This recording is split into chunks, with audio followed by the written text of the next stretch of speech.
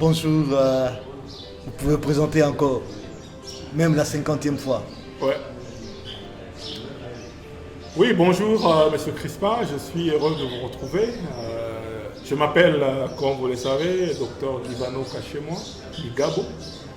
Je suis le directeur de programme de l'organisation américaine qu'on appelle Global Strategies, qui est partenaire de la fondation Panzi dans le cadre, entre autres projets, des projets PEP, c'est le projet des prophylaxies post-exposition qui consiste à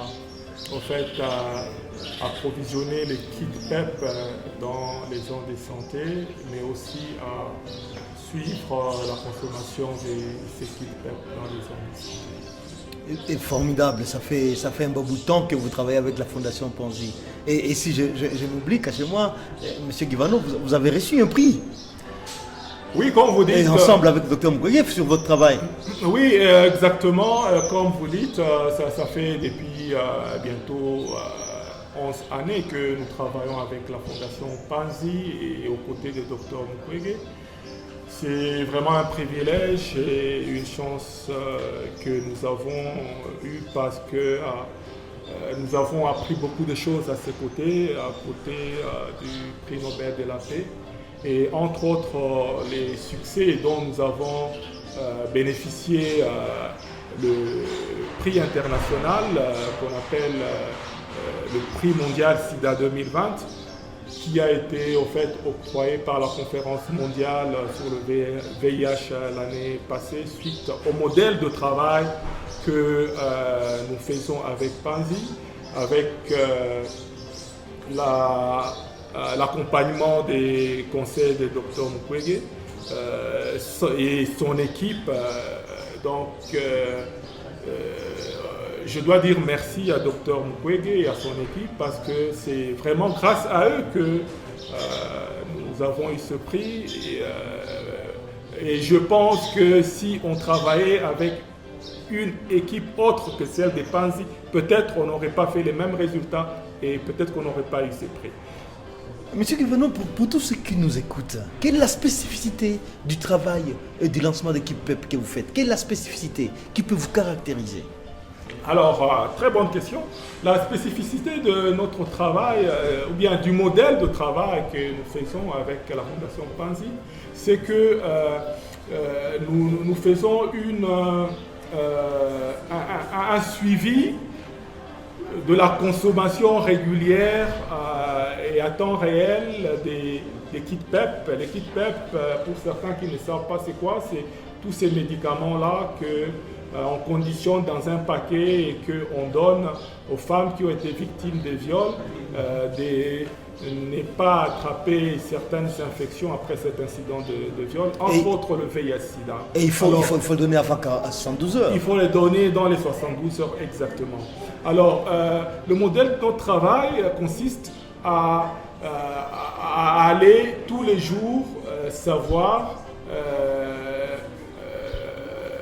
combien de femmes ont été violées, combien ont reçu les kits PEP, et prendre cette information-là, mettre dans la base de données qu'on appelle les GBV Tracker.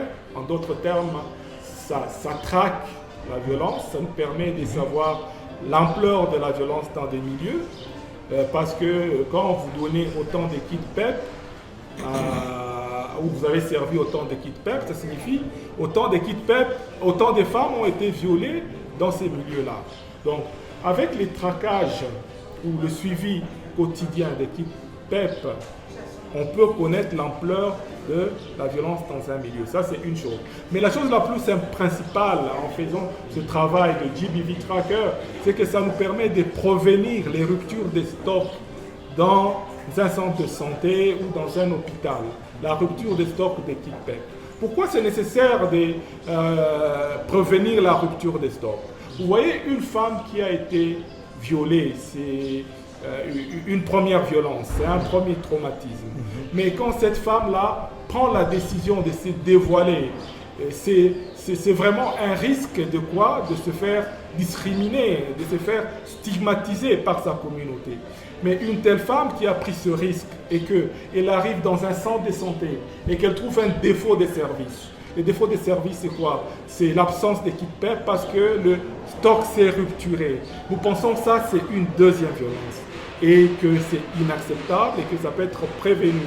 Et l'outil ou l'instrument qui nous permet de prévenir ces ruptures de stock dans un centre de santé, dans un hôpital, c'est cet outil de stock qu'on appelle GBV Tracker et pour lesquels, donc, sur le plan international, on a trouvé que c'est un modèle qui peut être plébiscité et pour lequel on a reçu ce prix dont on est en train de parler maintenant. Mais dans un pays où carrément le transport n'est pas bon et vous n'avez pas, à ce que je sache, vous n'avez pas des drones, vous avez discuté aussi de déploiement d'équipes. Comment vous faites pour prévenir et être à temps dans les différents milieux ruraux? En fait, on utilise la technologie pour y parvenir. Pourquoi? Parce que l'outil que nous utilisons, en fait, donne des alertes. Ça génère des alertes. Que vous soyez, c'est pas à Bukavu, à Kinshasa ou n'importe où.